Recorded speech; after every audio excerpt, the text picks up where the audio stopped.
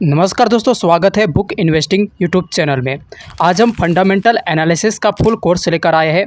इस कोर्स में हमने स्टेप बाय स्टेप सभी टॉपिक को कवर किया है, वो भी सिंपल लैंग्वेज में। आपके लिए कोई भी चीज़ें कॉम्प्लिकेट नहीं रहेगी।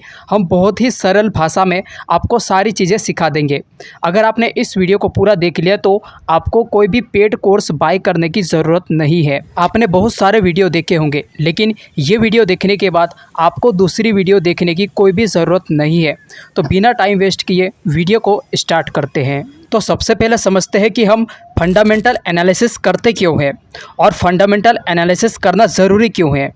तो अगर आप किसी भी कंपनी में पैसा इन्वेस्ट करना चाहते हैं तो आप उस कंपनी में क्या देखोगे। कंपनी कोई प्रोडक्ट मैन्युफैक्चर करती है या कोई सर्विस देती है, तो इन प्रोडक्ट्स या सर्विस की आने वाले टाइम में क्या डिमांड रहेगी। कंपनी अपनी सेल्स कर रही है या नहीं, कंपनी प्रॉफिट बना पा रही है या नहीं, कंपनी का मैनेजमेंट कैसा है, कंपनी का फ्यूचर विजन कैसा है, कंपनी कितनी बड़ी है। तो किसी भी कंपनी में इन्वेस्ट करने से पहले इन सारी चीज़ों को देखते हैं, जिसे हम फंडामेंटल एनालिसिस कहते हैं। अब फंडामेंटल एनालिसिस करना क्यों ज़रूरी है। तो फंडामेंटल एनालिसिस करना इसलिए ज़रूरी है कि हम किसी लॉस मेकिंग कंपनी में इन्वेस्ट ना कर दे, जिसकी कोई सेल्स ही नहीं हो रही हो, जो प्रॉफिट नहीं बना पा रही है, कंपनी पूरी तरह से कर्जे में फंसी हुई है। तो इन सभी चीज़ों से बचने के लिए हमें फंडामेंटल एनालिसिस करना ज़रूरी होता है। ठीक है, तो आपने किसी भी ब्रोकर के साथ में अपना डीमैट अकाउंट खुलवाया होगा, चाहे आपने एंजल वन में खुलवाया है, धन में खुलवाया है, अपस्टॉक में खुलवाया है, किसी भी ब्रोकर के साथ में आपने डीमैट अकाउंट ओपन करवा रखा होगा। तो वो ब्रोकर कंपनी अपनी ही एप्लीकेशन में एक फंडामेंटल एनालिसिस करने का ऑप्शन देती है। जैसे मेरा डीमैट अकाउंट धन में है। अगर आपके पास डीमैट अकाउंट नहीं है तो लिंक डिस्क्रिप्शन में है, आप यहाँ से अकाउंट खुलवा सकते हैं। तो मैं यहाँ पर कोई भी कंपनी का नाम सर्च करता हूँ, फॉर एग्जांपल आईटीसी। तो यहाँ पर आईटीसी का शेयर आ गया है। अब इसे स्क्रॉल करते हैं और यहाँ पर हमें फंडामेंटल का ऑप्शन दिखाई दे रहा है। इस पर हम जैसे ही क्लिक करते हैं तो कंपनी की पूरी डिटेल्स निकलकर सामने आ जाती है।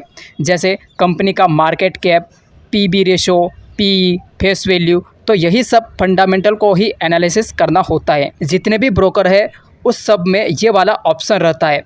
एंजल वन हो गया, अपस्टॉक हो गया, ग्रो हो गया। इसके अलावा आप इसे वेबसाइट के थ्रू भी चेक कर सकते हैं, money control, trigger tab, scanner etcetera. तो यहाँ से भी आप फंडामेंटल एनालिसिस कर सकते हैं। तो अब हम फंडामेंटल एनालिसिस कैसे करते हैं उसे देखते हैं। ठीक है, तो हमें जिस भी कंपनी का फंडामेंटल चेक करना है उसे हम इन ब्रोकर की एप्लीकेशन में कंपनी का नाम सर्च करेंगे। एग्जाम्पल के लिए हम आईटीसी को ले लेते हैं। हमें इस कंपनी के फंडामेंटल चेक करना है। तो यहाँ पर आईटीसी कंपनी के फंडामेंटल दिखाई दे रहे हैं। Market cap, P ratio, PB ratio, industry P, EPS. तो यहाँ पर जितनी भी चीज़ें हैं इसी को जब हम एनालाइज करते हैं तो उसे कहते हैं फंडामेंटल एनालिसिस। तो इसे हम बहुत ही सिंपल लैंग्वेज में इसकी डेफिनेशन को समझेंगे, जिसे जानने के बाद आप समझ जाएंगे कि ये वाला स्टॉक में पैसा इन्वेस्ट करना है या नहीं, कंपनी अच्छी है या ख़राब। इन सब पैरामीटर को समझने के बाद आप पता लगा पाओगे कि कंपनी में इन्वेस्ट करना है या फिर नहीं करना है। ठीक है, तो चलिए हम पहले इस इम्पोर्टेंट रेशो को समझते हैं। तो यहाँ पर सबसे पहले हम मार्केट कैप को समझते हैं कि मार्केट कैप आखिर क्या होता है। तो कंपनी कितनी बड़ी है ये हमें मार्केट कैप बताता है। मान लो आपको इस पूरी कंपनी को आज ही खरीदना है तो आपको इतना पैसा देना होगा। फॉर एग्जांपल के लिए आईटीसी का मार्केट कैप 5,44,459 करोड़ रुपए का है।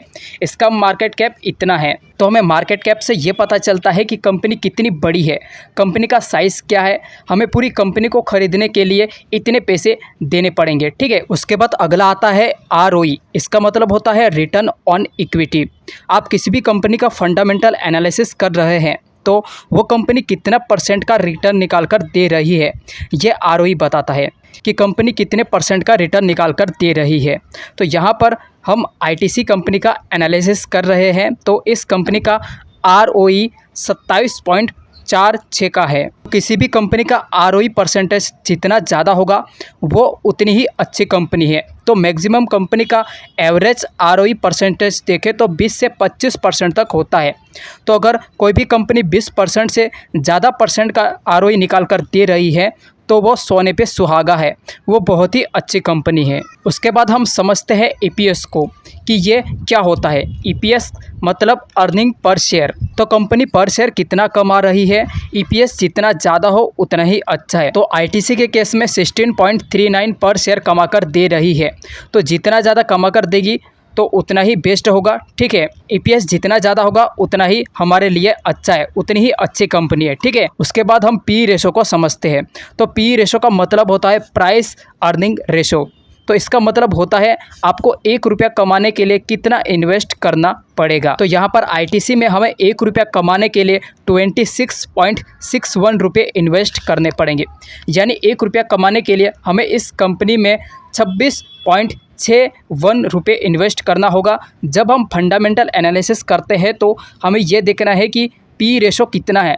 इसे ऐसा समझते हैं, दो कंपनी है एबीसी और XYZ। तो एबीसी कंपनी का जो पी रेशो है वो है 5 का और दूसरी कंपनी XYZ का पी रेशो है 25 का।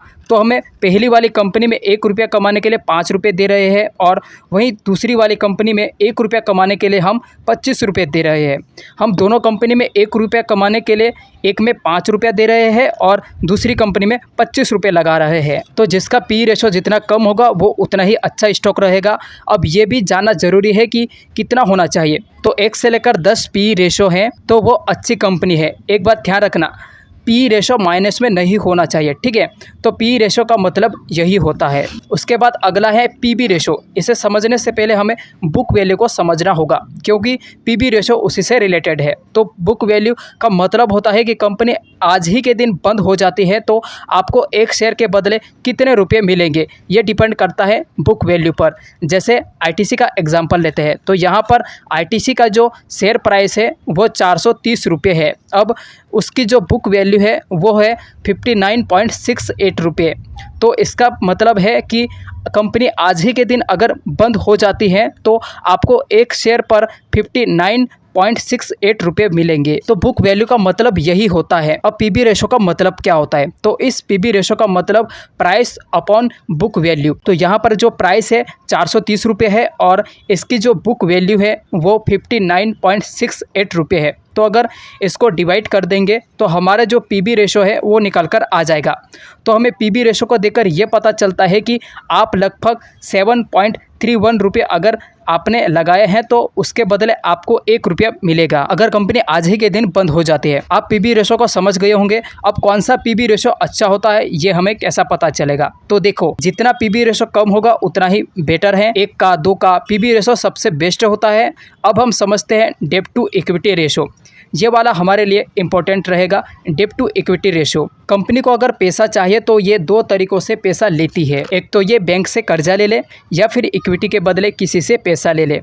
तो कंपनी के पास ये 2 तरीके होते हैं। तो अगर कंपनी ने कर्जा लिया है तो सामने कर्जदार है। इक्विटी मतलब यहाँ पर जिसको भी इक्विटी दिया है वो कंपनी के मालिक बन जाएंगे। तो अगर कंपनी ने कर्जा लिया है तो सामने कर्जदार है। इक्विटी मतलब यहाँ पर जिसको भी इक्विटी दिया है वो कंपनी के मालिक बन जाएंगे। तो यहाँ पर कंपनी ने ज़्यादा कर्जा ले लिया है वो भी अच्छी बात नहीं है, अगर कंपनी के ज़्यादा मालिक है वो भी अच्छी बात नहीं है। तो इन दोनों को बैलेंस करने के लिए एक रेशो निकालते हैं जिसे हम डेब्ट टू इक्विटी रेशो कहते हैं। अब डेब्ट टू इक्विटी का मतलब क्या होता है, तो कंपनी ने 1 रुपये इक्विटी पर कंपनी ने कितना कर्जा लिया है। तो आईटीसी का डेब्ट टू इक्विटी 0 है तो हम दूसरी कंपनी को रिलायंस को देखते हैं तो इसका डेब्ट टू इक्विटी 0.44 का है। कंपनी ने 1 रुपये इक्विटी पर 0.44 का कर्जा लिया है। अब ये नंबर जितना कम रहेगा उतना हमारे लिए अच्छा रहेगा। कम मतलब कितना, अगर ये 1 से कम है तो ये हमारे लिए बेस्ट रहेगा। तो डेब्ट टू इक्विटी का मतलब 1 रुपये इक्विटी पर कंपनी कितना कर्जा लिया है, ये जितना कम है उतना ही अच्छा है, ठीक है। उम्मीद करता हूँ आपको वीडियो अच्छी लगी होगी। चैनल पर अगर आप नए हैं तो चैनल को सब्सक्राइब कर लीजिए। मिलते हैं अगले वीडियो में।